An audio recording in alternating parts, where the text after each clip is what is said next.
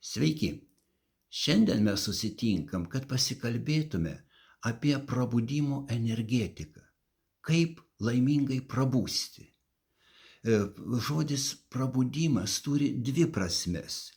Pirmoji prasmė tai kas ryto prabudimas iš miego. Palinkėti, padėti laimiai savo laimingam gyvenimui.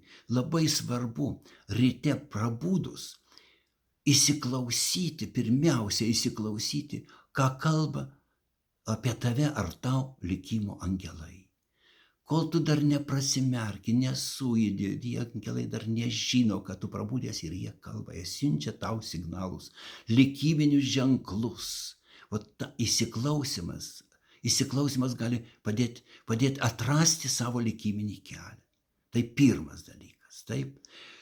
Antras, nedaryti to, ką dažniausiai žmonės daro, tik tai turi dvi mintis, ko pavalgyti ir ko apsirengti šiandien. Trečias svarbiausia, kad padėti savo laimingam gyvenimui. Trečias, kuo šiandien aš galiu nudžiuginti save. Nors valandėlę, nors pusvalandį, kur aš būsiu laimingas. Ir kelti su ta džiaugsmo energija. Tai yra keliesi su energija. Džiaugsmas yra energija. Ir tu lengviau įveiksi visus tos dienos sunkumus, kurių šiam gyvenime mūsų gana nemažai, bet tu padedi juos, tu laimi juos, tu linksmesnis, stipresnis ir laimingesnis. Tai pirmas to prabudimo esmė.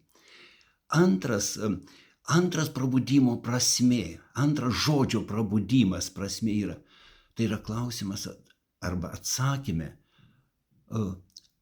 ar prabudau gyventi. Ar aš prabudau gyventi savo gyvenimą, savo paties gyvenimą. Vaizdžiai kalbant, save jausi ne šalia vairuotojo automobilyje, kuri tave veža gyvenimo keliu, o kad tu esi pats už vairo.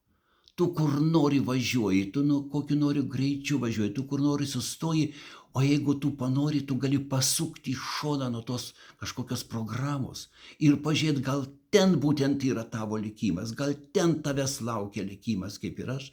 Pasukau automobilį, pradėjau rašyti ir taip toliau, būtent važiuodamas taip, kad aš būsiu rašytas. Taip, paieškoti čia ir metaforiškai, ir tiesioginė prasme, paieškoti to savo likimo kelio.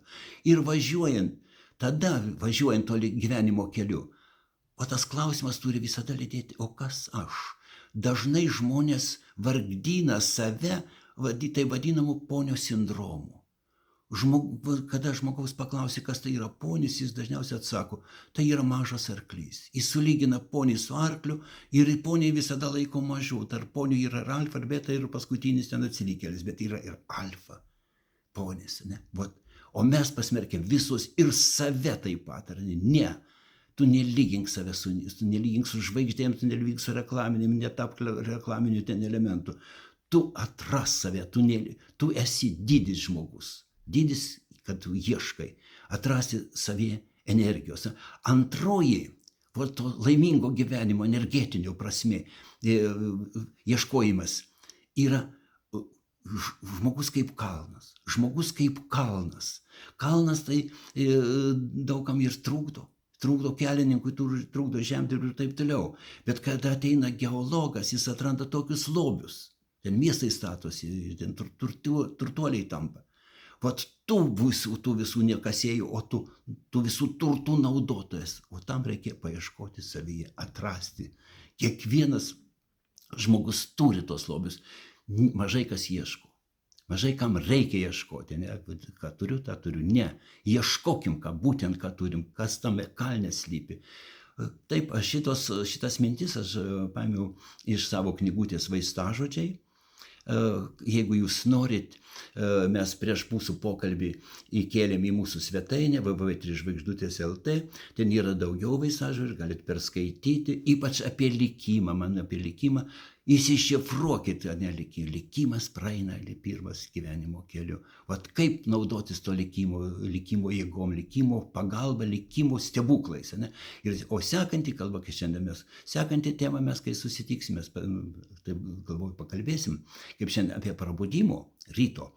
O sekantį kartą norėčiau pakalbėti apie nakties terapiją, apie apie būtent nakties terapiją, apie aukso valandą. Ir kaip priimti tos gyvenimo stebuklus, kaip juos priimti ir naudotis. Iki sekančių susitikimų. Kviečiu jūs į mūsų svetainę. Yra skyrelis vaistažodžiai, yra skyrelis kontaktai, kuriais norit su manim bendrauti, kalbėtis, dalintis, siūlyti temas. Visada miela bendrauti. Sėkmės, laimingai, būkit laimingi ir stebuklingi. Iki sekančio.